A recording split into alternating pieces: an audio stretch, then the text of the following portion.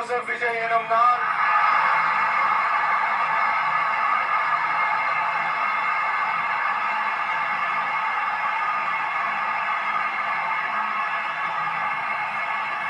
சட்டப்படி அமைக்கப்பெற்ற இந்திய அரசியல் அமைப்பின்பால்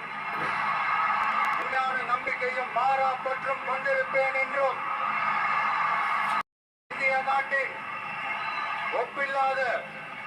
முழு முதல் ஆட்சியையும் உரிமையையும் நிலை நிறுத்துவேன் என்றும் தமிழ்நாட்டு அரசின் முதலமைச்சராக